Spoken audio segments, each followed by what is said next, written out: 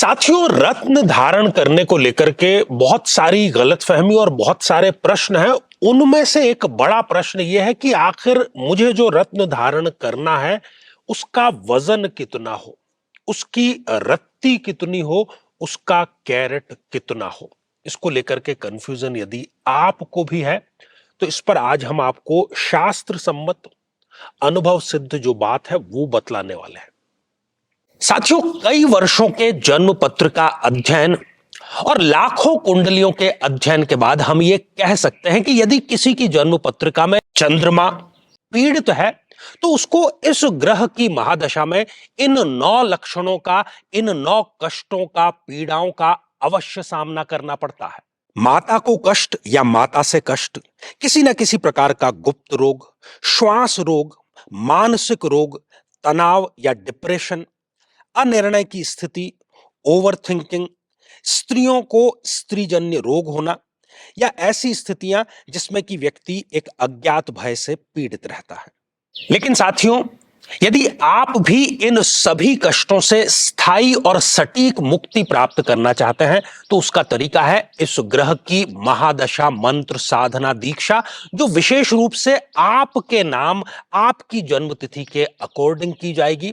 और गुरु दीक्षा के माध्यम से अभिमंत्रित माला भी आपको प्रदान की जाएगी ताकि न केवल ये सारे कष्ट दूर हों बल्कि ये पूरी की पूरी महादशा आपके लिए शांतिदायक और सुख समृद्धिदायक साबित हो।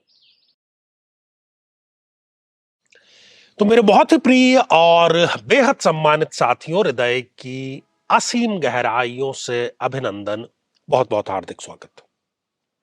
साथियों, सबसे पहली तो गलतफहमी यह है कि लोग इसको राशि रत्न कहते हैं। आपकी राशि कुछ भी हो, कभी भी रत्न धारण राशि के अकॉर्डिंग नहीं किया जाता। उसका कारण क्या है? राशि जो है वो चंद्रमा से निर्मित होती है और चंद्रमा क्या है? चंद्रमा मनसो जातक, चंद्रमा जातक का मन है। आप जो रत्न धारण करते हैं वो मन पर धारण करते हैं क्या? बिल्कुल नहीं, आप शरीर पर धारण करते हैं। तो हमारी जो लग्न कुंडली है उसके अकॉर्डिंग ही हमें योग कारक रत्न धारण करने चाहिए। और लग्न जो है वो जातक का शरीर है, इसलिए लग्न के अकॉर्डिंग हमें जो रत्न है वो धारण करना चाहिए, पहली चीज। दूसरी चीज, रत्न हम धारण क्यों करते हैं?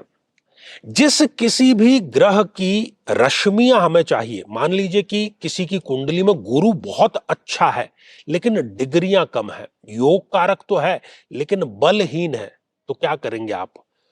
उस ग्रह की रश्मियां कैसे अधिक से अधिक उसके शरीर तक पहुंचे इसका प्रयास करेंगे। पीली वस्तुओं का सेवन जितना अधिक करेगा, पीले वस्त्रों का जितना वो धारण करेगा, लेकिन ये दोनों बहुत लंबे समय तक पॉसिबल नहीं है, क्योंकि जो भी भोजन हम करते हैं कुछ घंटों बाद में वो पाचन क्रिया के माध्यम से हमारे शरीर से निकल जाएगा। जो वस्त्र भी हम धारण करते हैं वो ऑब्वियस सी बात है कि एक ही रंग के वस्त्र बहुत लंबे समय तक हम धारण नहीं कर सकते। इसलिए ये उसका निष्कर्ष निकाला कि गुरु का जो रत्न है, पुखराज जो है, येलो सफायर जो है, वो यदि उंगली में धारण कर लिया जाए तो गुरु तत्व प्रकाश के माध्यम से निरंतर जितनी आवश्यकता है शरीर को प्राप्त होता रहेगा। और ऐसा ही प्रत्येक ग्रह के लिए हमें समझना चाहिए। अब आ जाते हैं मूल मुद्दे पर। साथियों, जब कुंडली का आविष्कार हुआ था हजारों वर्ष पूर्व, बल्कि ये कहें कि कब हुआ था पता नहीं उसका, तो ज्यादा बेहतर रहेगा। उस समय जो मीट्रिक्स है और जो नाप तोल है वो कोई भी यूनिवर्सल नहीं था। उसके बाद में कुछ समय पूर्व हम देखें तो रत्ती जो है उसका आविष्कार हुआ था। लेकिन अभी हम हर एक स्टेट में, राजस्थान में, हरियाणा में, उत्तर प्रदेश में और दुनिया के हर हिस्से में रत्ती जो है उसका कैलकुलेशन अलग अलग है, पहली चीज। तो जो यूनिवर्सल मापदंड है, जो यूनिवर्सल मेजरमेंट है वो है कैरेट का। ठीक है, तो कैरेट के अकॉर्डिंग ही आपको जो रत्न है वो धारण करना चाहिए। अब आ जाते हैं, क्योंकि हम शरीर पर धारण कर रहे हैं, तो शरीर का वजन कितना है इस बात का महत्व सर्वाधिक हो जाता है। यदि आपका वजन 80 किलो या उससे कम है, लगभग हम 80 किलो मान करके चलते हैं, तो जो व्यक्ति, जो जातक, वो स्त्री हो पुरुष हो, यदि 80 किलो के आसपास उसका वजन है, तो उसको 5.25 कैरेट का रत्न धारण करना उचित रहता है। यदि वजन ज्यादा है, 100 के आसपास है, तो ऐसे जातक को कम से कम 7.25 रत्ती का कोई भी जो रत्न उसको सुझाया गया है वो धारण करना उचित रहता है। तो ये जो कैलकुलेशन है यूनिवर्सल है। जो रत्न है उनकी जो प्रयोगशालाएं हैं उसमें भी यही कैरेट ही प्रयुक्त होता है। तो मैं समझता हूं कि आप सही कैलकुलेशन करके और सही रत्न का धारण करेंगे तो वो आपके लिए उचित रहेगा। और यहां आई बटन में हम आपको वो लिंक प्रोवाइड कर रहे हैं जिसमें हमने हर एक लग्न के बारे में और हर एक रत्न के बारे में, कब पहनना चाहिए, कब नहीं पहनना चाहिए, कारण सहित व्याख्या उसकी इसी चैनल पर हमने कर दी है।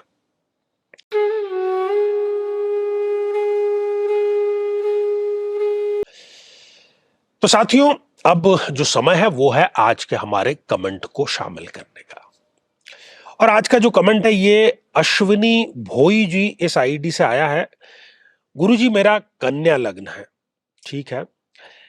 अह, लग्न चार्ट थर्ड हाउस से सूर्य और गुरु की युति है, मतलब थर्ड हाउस में गुरु और सूर्य एक साथ में आपके विराजमान है और गुरु मृत अवस्था में है। आपका कहने का जो अर्थ है वो है कि गुरु अस्त अवस्था में आ गए हैं। क्या मैं येलो सफायर पहन सकता हूं? बिल्कुल, आपको पहनना ही चाहिए।